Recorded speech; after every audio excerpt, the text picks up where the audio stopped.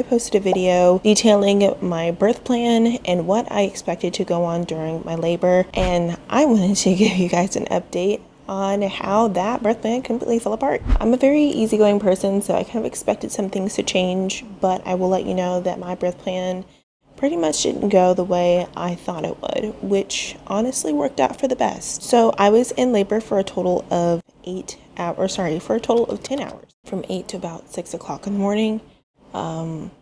It was honestly the best experience of my life, and with everything that went on, as sort of chaotic I guess it was also very calm at a lot of moments. So first of all, my daughter was born right on her due date, which completely surprised me because I was telling everybody in my circle that she was going to be coming a week early. She was just so active.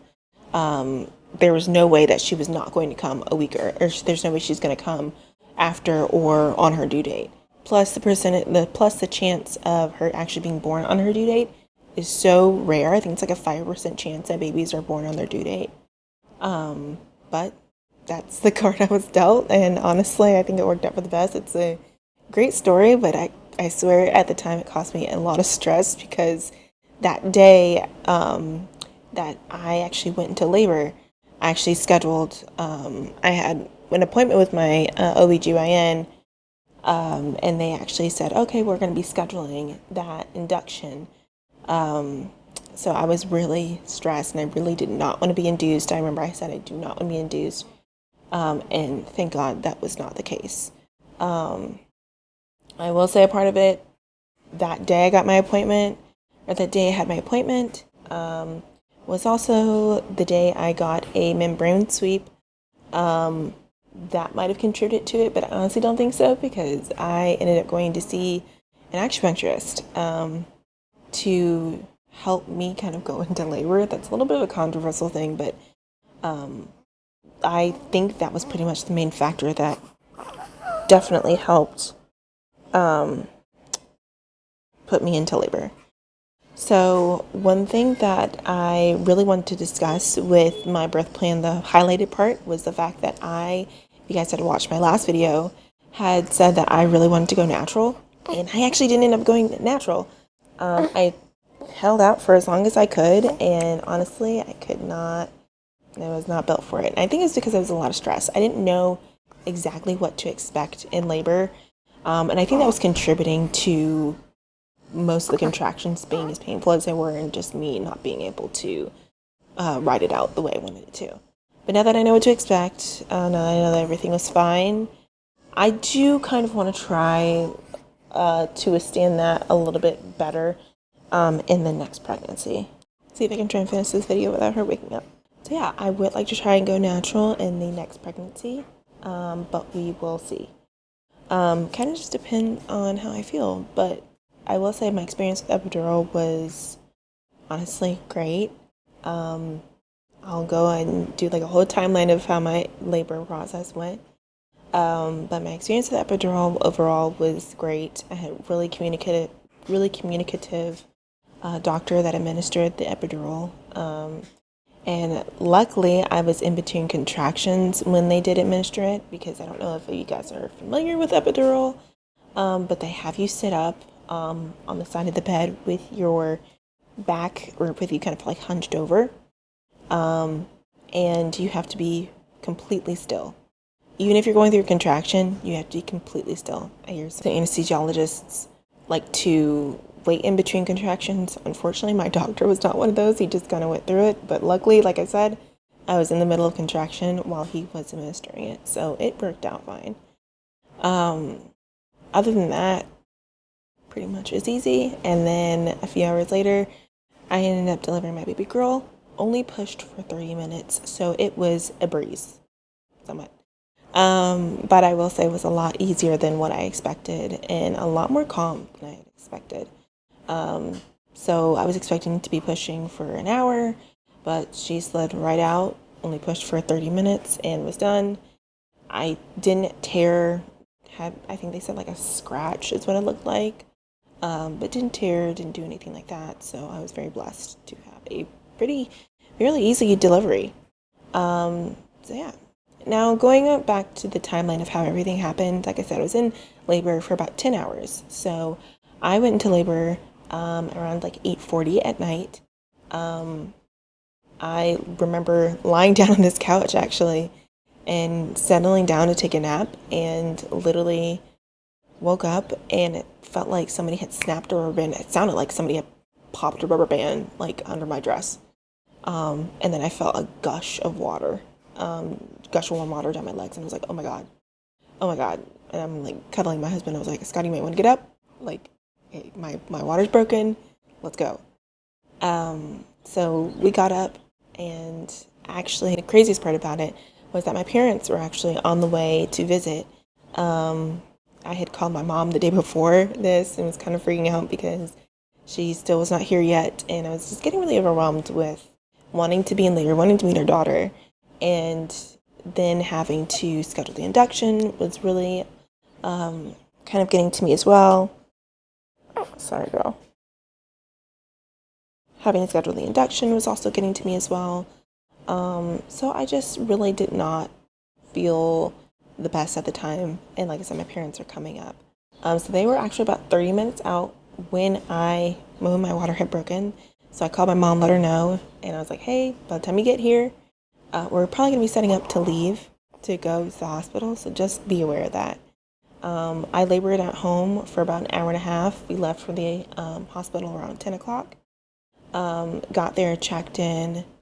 The staff there was so nice. Every single staff member that I came in contact with was just the nicest.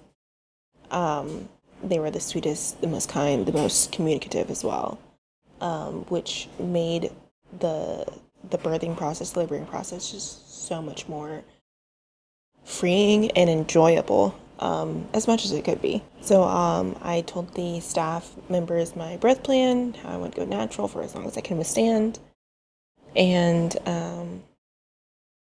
they were like, okay, great.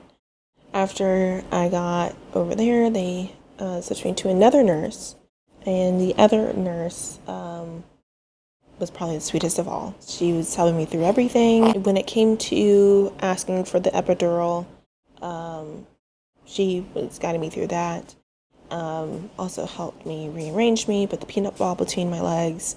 And then when she told me about the whole Pitocin, and then when it came to checking how far along I was, I got kind of nervous because usually what happens with epidural is that you do have to get Pitocin. My contractions, I obviously could not feel them as much, or I obviously could not feel them as intensely. But I was still able to go off of the guides of what they told me. But when she told me that, hey, we're going to have to do a check, they might have to administer Pitocin to kind of get things moving along. She had told me about, walked me through all of it, and was just so knowledgeable. But I did end up having to get the Pitocin, which I didn't. I didn't even was offered it because my baby was actually in position. I was already 10 centimeters dilated. I don't think I would have gotten it, but it definitely reassured me that she knew what she was doing. This girl keeps moving. So even after all that, when the midwife came in to check me, that she was either going to determine if I needed the Pitocin or, we were ready for delivery. She sat down, did a cervical check, and she was like, "Oh, you are 10 centimeters dilated. Like, we're ready to get this baby out." And I was like, "Wait, what? Oh my God." Granted, this is around 5 o'clock in the morning. And so I started pushing at 5:30. And 30 minutes later, we met a baby girl, and honestly, the experience was amazing. No problems pushing. I felt so comfortable. I felt strong, empowered, and that's really what I wanted in birth. I know a lot of people don't put a lot of emphasis on epidural births being powerful, but I still feel that is powerful in every essence. I mean, just give birth, regardless if you got an epidural or not. It's still very impressive that you gave birth. I'm really thankful that the staff was very kind and welcoming and just the way I wanted it to be. After all of that, had some rest, got to kind of decompress a little bit. It's a few hours later, and then the nurses actually moved us to a private room. The first night was long, only because I felt like I didn't know what I was doing.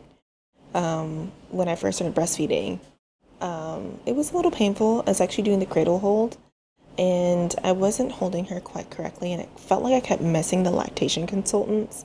When I wanted them to come in for her feeds, they would literally come in between the feeds, and I had just put Naomi to sleep.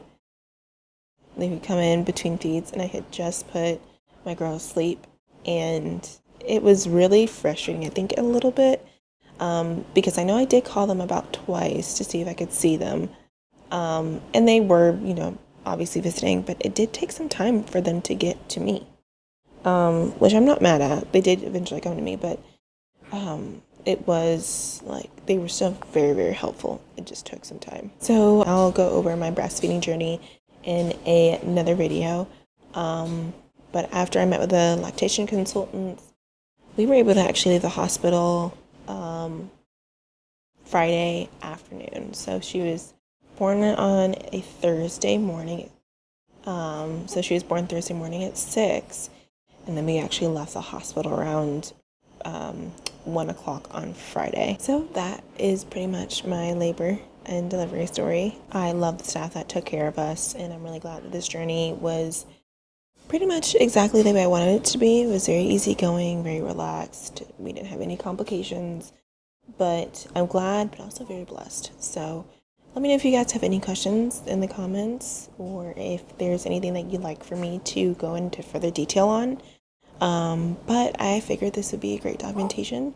So hopefully you guys are able to learn something from this, to feel a little bit more ease. If you had any issues with your delivery, or have any questions, or are nervous about your delivery, it is a beautiful experience, and everyone should have the chance to be able to deliver the way they want to, and it's a really beautiful experience. Anyways, thank you guys so much, and I will see you guys in the next video.